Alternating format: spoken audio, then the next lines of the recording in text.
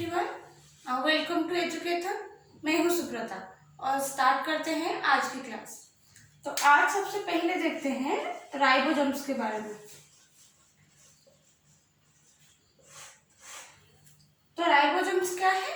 Cell के अंदर आपके जो सेल ऑर्गेनेल है उसमें से एक टाइप है आपका राइबोसोम्स। तो राइबोसोम्स जो है आपका नेकेड है। Naked means membrane absent.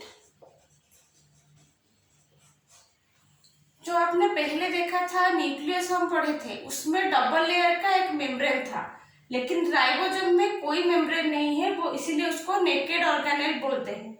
जब आप ऑर्गेनेल्स पढ़ते हो तो आप ये चीज कंपैरेटिवली वे में याद रखो, किसमें मेम्ब्रेन है और किसमें मेम्ब्रेन नहीं है।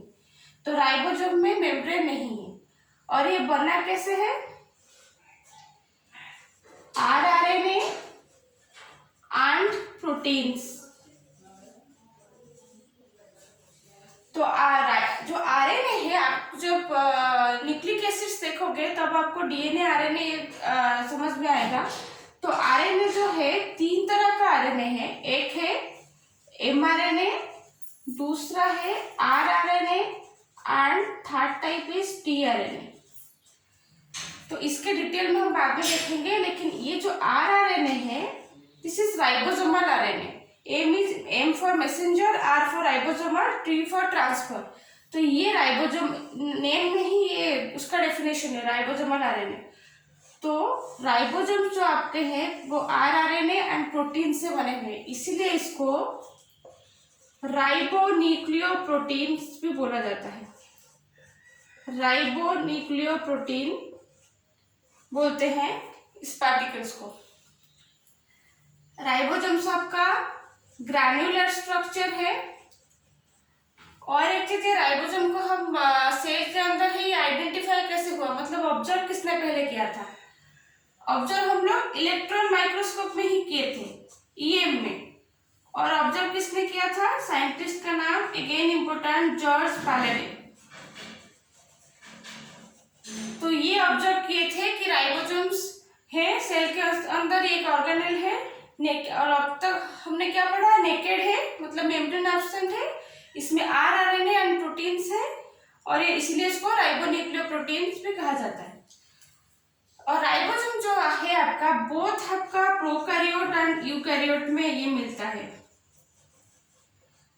न्यूक्लियस में आप क्या देखे थे? जो प्रोकैरियोटिक न्यूक्लियर स्ट्रक्चर है उसमें डिफरेंस है, वो प्रॉपर ऑर्गेनाइजेशन नहीं है, उसको इसलिए जिनोफोर बोलते हैं या इंसिपिएंट न्यूक्लियस बोलते हैं। लेकिन प्रोकैरियोट में आपका राइबोसोम्स भी है और यूकैरियोट्स में भी आपका राइबोसोम्स है, लेकिन एक कुछ डिफरेंसेस बिल्कुल होंगे। जो प्रोकैरियोटिक आपका राइबोसोम है, ये आपका सेल हो गया ना, ये सपोज आपका सेल है, ये आपका न्यूक्लियस है। प्रोकैरियोट में ये वाला पार्ट प्रॉपर वे में नहीं होगा, और राइबोसोम जो है ये प्लाज्मा मेम्ब्रेन के पास होते हैं, प्लाज्मा मेम्ब्रेन से अटैच्ड होते हैं। तो प्रोकैरियोट में ribosome is attached to plasma membrane, PM लिख रही हूं मैं यहाँ पे, प्लाज्मा मेम्ब्रेन। यूकैरियोटिक जो राइबोसोम है वो दो तरह के होते हैं। दो तरह के कैसे होते हैं? एक को बोलते हैं साइटोराइबोसोम्स, दूसरा है ऑर्गेनेल राइबोसोम्स। तो यूकैरियोटिक सेल्स में राइबोसोम की लोकेशन क्या है ये देखते हैं। दो तरह से ये मिलते हैं। आपको पता है यूकैरियोटिक सेल में न्यूक्लियस, ये जो आपका एंडोप्लाज्मिक रेटिकुलम में ये है, तो यूकैरियोटिक सेल न्यूक्लियस के साथ एंडोप्लाज्मिक रेटिकुलम कनेक्टेड है। तो जो राइबोसोम्स है, कुछ राइबोसोम्स यूकैरियोटिक सेल्स में कहाँ होते हैं? इस ER के साथ अटैच होके होते हैं, ठीक है। इस ER को बोलते हैं राइबोसोम्स अटैचमेंट की वजह से, इस एंडोप्लाज्मिक रेटिकुलम को बोलते हैं rough endoplasmic reticulum, and ribosome को बोलते हैं मेम्ब्रेन बाउंड राइबोसोम्स। तो ये जो मैंने नाम दिया ये एक्चुअली दो तरह, इस तरह से दो है और हम किस तरह से इसको डिवाइड कर सकते हैं। एक है मेम्ब्रेन बाउंड राइबोसोम, दूसरा है फ्री राइबोसोम्स। तो membrane bound ribosomes endoplasmic reticulum के साथ अटैच होके होते हैं, फ्री राइबोसोम्स साइटोप्लाज्म में ऐसे ही रहते हैं, मतलब ये किसी के साथ अटैच नहीं होते, साइटोप्लाज्म में ये फ्रीली रहते हैं। ठीक है, दो तरह से डिवीजन अब हम देख रहे हैं यूकैरियोटिक सेल में। तो one is membrane bound ribosomes और दूसरा है फ्री राइबोसोम्स। तो दोनों का काम कुछ सेम होगा या अलग होगा या फिर यूं ही ऐसे डिवीजन हुआ है, ऐसा नहीं होता है। साइंटिफिकली कुछ भी आपको बिना लॉजिक के नहीं होता है। तो दोनों का काम, राइबोसोम का बेसिक फंक्शन है आपका प्रोटीन सिंथेसिस, मोस्ट इंपोर्टेंट ही है फंक्शन, आप याद रखना। राइबोसोम का मेन फंक्शन आपका होता है प्रोटीन सिंथेसिस। तो ये जो मेम्ब्रेन बाउंड राइबोसोम्स है और ये जो फ्री राइबोसोम्स है, दोनों प्रोटीन सिंथेसिस करते हैं, लेकिन डिफरेंस क्या है प्रोटीन टारगेटिंग में। मतलब प्रोटीन टारगेटिंग आपका बहुत बड़ा कॉन्सेप्ट है, हम नहीं देखेंगे यहाँ पे, सिर्फ हम डिफरेंस देखेंगे। तो दोनों प्रोटीन सिंथेसिस किए, टारगेटिंग मतलब कौन सी ऑर्गेनेल में किस जगह पे, कौन सी लोकेशन पे ये प्रोटीन, कौन सी लोकेशन के लिए ये प्रोटीन सिंथेसिस कर रहे हैं। देखो सेल में आपका बहुत सारे ऑर्गेनेल होते हैं, जैसे कि राइबोसोम्स हो गया, न्यूक्लियस हो गया, उसके बाद आपका लाइसोसोम्स है, गोल्जी बॉडीज है, एंडोप्लाज्मिक रेटिकुलम है, माइटोकॉन्ड्रिया है। तो सबको प्रोटीन चाहिए। सेल की मेम्ब्रेन में भी, इस मेम्ब्रेन में भी प्रोटीन चाहिए, इस न्यूक्लियर मेम्ब्रेन में भी प्रोटीन चाहिए, सेल के बाहर भी कुछ प्रोटीन चाहिए। तो ये जो डिफरेंस है दोनों में ये है कि कौन से लोकेशन के लिए ये प्रोटीन सिंथेसाइज कर रहे हैं। इसको लाइसोसोम के लिए करना है या प्लाज्मा मेम्ब्रेन के लिए करना है या फिर सेल के बाहर में प्रोटीन को एक्सपोर्ट करना है। तो इस लोकेशन के बेस, ये जो दोनों का काम है, डिफरेंस यही है इस लोकेशन में।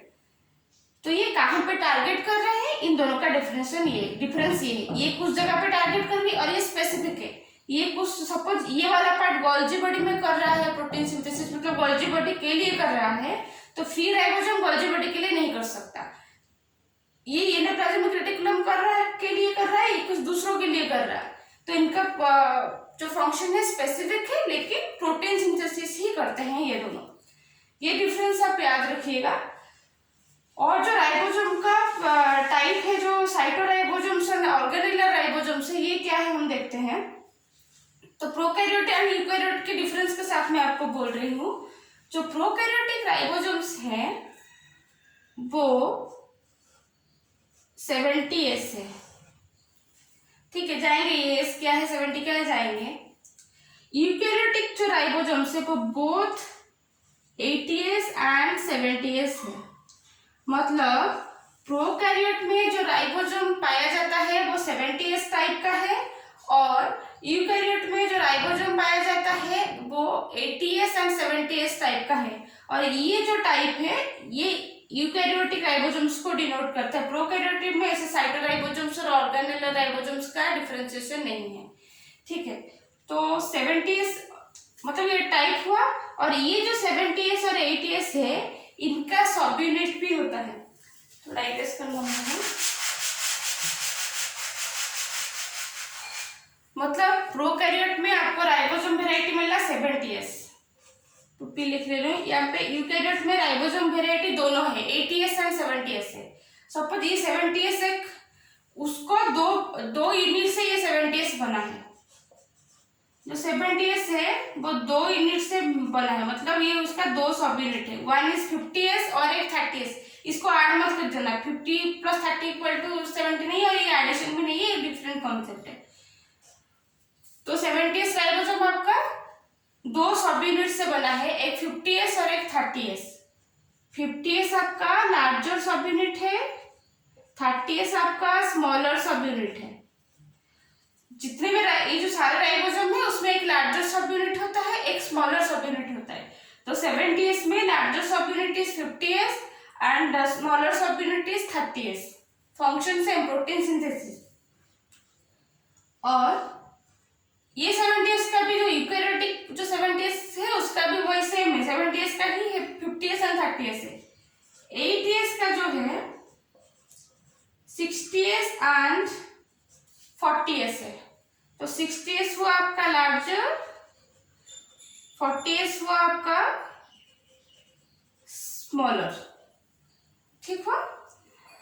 ये 50 एंड 30, ये 60 एंड 40। तो उसमें ये एस क्या है,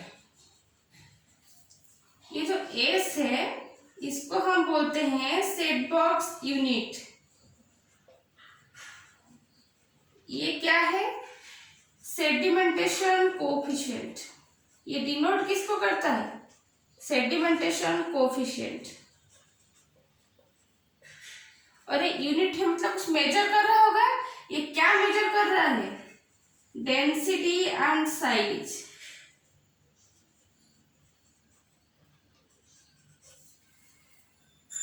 तो सेडिमेंटेशन कोफिशिएंट मतलब जब आप सेडिमेंट करते हो, जब इसको सेटल डाउन करते हो, जब सेंट्रीफ्यूगेशन वगैरह आप पढ़ोगे हायर क्लास में, तब आपको समझ में आएगा कि जब डेंसिटी के बेसिस पे जब आप सेल के अंदर से ऑर्गेनेल को सेपरेट कर रहे हो, तो एक टाइप है आपका डेंसिटी बेस पे आप उसको सेपरेट कर सकते हो।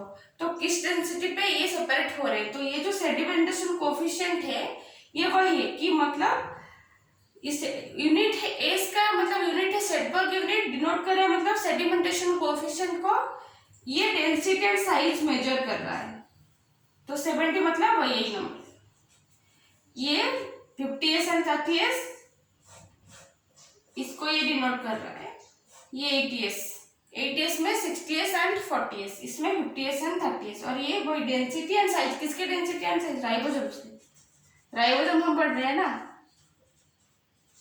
तो इसको डेंसिटी एंड साइज के बेसिस पे ये अपना सेपरेशन हुआ है।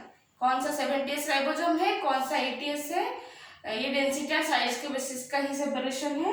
और ये प्रोकैरियोट में ओनली 70s है, यूकैरियोट में 80s एंड 70s दोनों है। तो ये देख लेते हैं कि लोकेशन क्या है 70s का। तो हम प्रोकैरियोट में बोले कि प्लाज्मा मेम्ब्रेन से अटैच्ड होकर ये रहता है प्रोकैरियोटिक राइबोसोम, एक है तो 70s अटैच होकर रहता है। तो यूकैरियोटिक राइबोसोम में जो 80s और 70s दोनों है, आपको मैंने बोला था कि यूकैरियोटिक राइबोसोम में टाइप आपका साइटोराइबोसोम है, ऑर्गेनेलर राइबोसोम है। ये जो 80s है आपका वो साइटोराइबोसोम है, और ये जो 80s जो ये है आपका साइटोराइबोसोम से। ये जो 70s है ये आपका ऑर्गेनेलर राइबोसोम से। मतलब क्या है, यूकैरियोटिक आपके सेल में, जैसे सेल में आपका राइबोसोम्स तो एक फ्रीली मेम्ब्रेन बाउंड रहता है, कुछ राइबोसोम्स आपका ऑर्गेनेल के अंदर भी रहते हैं। मतलब सेल के अंदर में राइबोसोम्स रहा, ये आपका प्रॉपर सेल है, इसके अंदर राइबोसोम्स का लोकेशन है। कुछ राइबोसोम्स ऑर्गेनेल में सपोज माइटोकॉन्ड्रिया हो गया, तो इसके अंदर भी कुछ मतलब अपार्ट फ्रॉम सेल के अंदर मतलब साइटोप्लाज्म में मेम्ब्रेन बाउंड के साथ रहने के बाद भी कुछ राइबोसोम्स जो है वो आपका जो सेलुलर अदर सेलुलर ऑर्गेनेल जो है उसमें रहते हैं। जैसे कि ये माइटोकॉन्ड्रिया हो गया, इसमें कुछ राइबोसोम्स आपको मिलते हैं। प्लांट सेल में क्या होता है, क्लोरोप्लास्ट के माइटोकॉन्ड्रिया में भी तो रहते हैं, क्लोरोप्लास्ट करके जो ऑर्गेनेल्स है वो आपको प्लांट में मिलेगा, प्लांट सेल में। ये प्लास्टिड में हम देखेंगे तो इसके अंदर में भी कुछ राइबोसोम्स होते हैं।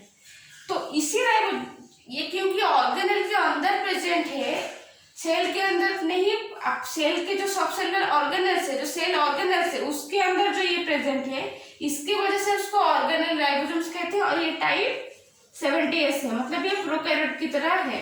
लेकिन ये जो साइटोराइबोसोम्स है ये दोनों आपका साइटोराइबोसोम्स हुआ, जो कि 80s टाइप का है, ठीक है। और आपका राइबोसोम्स में एक और कॉन्सेप्ट आता है पॉलीराइबोसोम्स या पॉलीजोम्स। ये जो पॉलीराइबोसोम्स एंड पॉलीजोम्स होता है ये आपका एक प्रोकैरियोटिक सेल्स के रिगार्डिंग एक कॉन्सेप्ट है। जो प्रोटीन सिंथेसिस आपका होता है, प्रोटीन सिंथेसिस बहुत इंपॉर्टेंट मतलब इवेंट है सेल के अंदर, जो हम देखेंगे आगे 11th की क्लास में हम देखेंगे कि कैसे हो रहा है। जो बायोमोलिक्यूल्स वगैरह में जाएंगे तो बायोटेक्नोलॉजी पोर्शन में जब एंटर करेंगे तब देखेंगे। तो जो प्रोटीन सिंथेसिस होता है उसमें mRNA इन्वॉल्व होता है, उसमें एक्चुअली तीनों RNA इन्वॉल्व होता है, क्योंकि राइबोसोम्स इन्वॉल्व हो रहा है, मतलब राइबोसोम्स में rRNA है, उसमें tRNA भी रहता है। लेकिन mRNA में एक इसका बहुत इंपॉर्टेंट पार्ट mRNA का है। तो mRNA में क्या होता है, प्रोकैरियोट्स में बहुत सारे राइबोसोम्स आके अटैच रहते हैं, ठीक है, मतलब एक नहीं बहुत सारे राइबोसोम्स अटैच रहते हैं। ये जो mRNA और राइबोसोम से अटैच होते हैं ना बहुत सारे, इसी को आप पॉलीराइबोसोम्स बोलते हो। और ये एक सिंगल mRNA से प्रोटीन सिंथेसिस करते हैं। ये कॉन्सेप्ट आपको अगेन प्रोटीन सिंथेसिस में ही पूरा समझ में आएगा, लेकिन आपके बुक में ये टर्म मेंशन है तो क्लियर कर दिया मैंने इसलिए कि पॉलीराइबोसोम्स मतलब बहुत सारे राइबोसोम्स अटैच रहते हैं। किसमें ऐसे ही नहीं, mRNA के साथ जब अटैच रहते हैं उसी को पॉलीराइबोसोम्स और पॉलीसोम्स कहते हैं, और एक सिंगल mRNA से ही ये प्रोटीन सिंथेसिस करते हैं। तो राइबोसोम्स के बारे में हमने अब तक क्या देखा, नेकेड है, मेम्ब्रेन मतलब उसका मेम्ब्रेन एब्सेंट है, आरएनए एंड प्रोटीन से ये बना है, और ये मेम्ब्रेन बाउंड फॉर्म में भी रहता है और फ्री में भी रहता है साइटोप्लाज्म में, लेकिन दोनों का काम होता है आपका प्रोटीन सिंथेसिस। और उसका टाइप होता है एक 70s और 80s, ये आपका सेडिमेंटेशन के ऊपर ही हुआ है, डेंसिटी एंड साइज के बेस पे। तो ये 70s आपका प्रोकैरियोट में, 80s आपका यूकैरियोट में रहता है, और 70s आपका भी यूकैरियोट में रहता है जो कि ऑर्गेनेल में रहता है, और 80s आपका इन दोनों फॉर्म में रहता है, मेम्ब्रेन बाउंड एंड फ्री में रहता है। तो इसका यूनिट है 50 एंड 30, इसका है 80s का है 60 एंड 40। और पॉलीराइबोसोम्स का कॉन्सेप्ट भी हमें आपने देखे, और राइबोसोम्स को फास्ट ऑब्जर्व किए थे आपके साइंटिस्ट जॉर्ज पैलेटे। तो अगर आपको ये क्लास हमारा अच्छा लगा तो आप उससे ज़्यादा से ज़्यादा लाइक कीजिए। अगर कोई भी डाउट हो इस क्लास को लेके तो आप हमें चैनल पे कमेंट कर सकते हैं या फिर हमें मेल कर सकते हैं, और हमारे चैनल को सब्सक्राइब कीजिए ताकि जब नेक्स्ट वीडियो अपलोड हो तो आपको नोटिफिकेशन मिल जाए। Thank you.